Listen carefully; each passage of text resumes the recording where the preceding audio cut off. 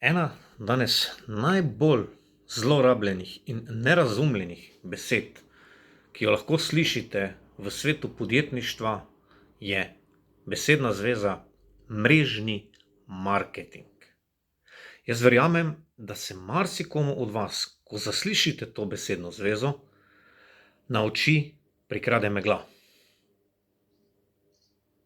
In to samo zato, ker ste morda nekoč bili pod pretvezo mrežnega marketinga vključeni v nekaj, kar mrežni marketing ni. Po vsej verjetnosti ste bili vključeni v kakšno denarno verigo ali pa piramidno shemo. Kakšna je razlika med piramidno shemo, denarno verigo in pa dejanskim mrežnim marketingom, pa se je treba pozanimati, preveriti in poučiti. Ja, res je, veliko podjetij, predvsem v zadnjem času, v današnjem času, se pod pretvezo mrežnega marketinga skriva. Skrivajo se piramidne sheme.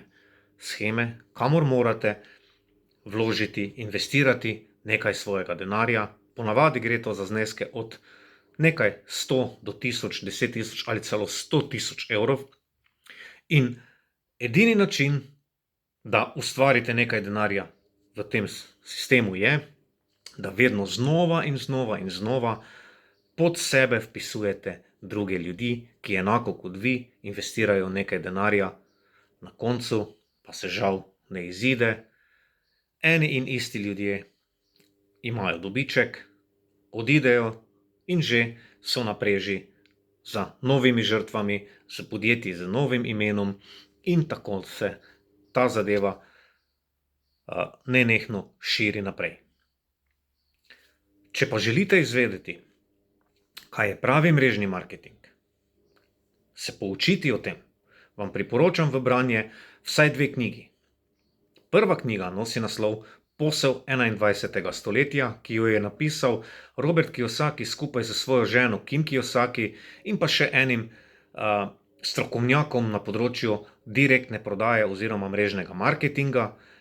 Naslednja knjiga, ki vam pa lahko malce odpre oči, je pa 4-letna kariera, ki jo je napisal Richard Bliss Brooks.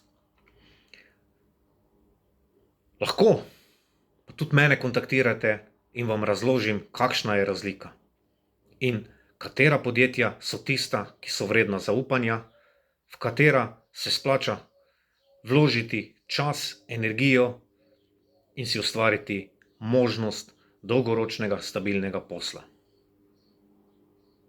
Na tebi je, ali se boš o tem poučil, ali boš pa samo slepo zaupal ljudem, ki ti bodo prikazovali in sploh zaslužke in denar. Pravi mrežni marketing ti tega ne bo kazal. Pravi mrežni marketing ti bo pokazal življenje, kot je v resnici. Lepo bodi in preden prihodnjič razmisliš oziroma rečeš, da je nekaj piramida, da je nekaj piramidna shema, da je nekaj nateg, se pouči o tem, ali je to res, kar si izjavil, ali je morda to samo tvoj čustveni odziv na to, ker si bil vpleten v takšno shemo in sedaj ne zaupaš več nikomur.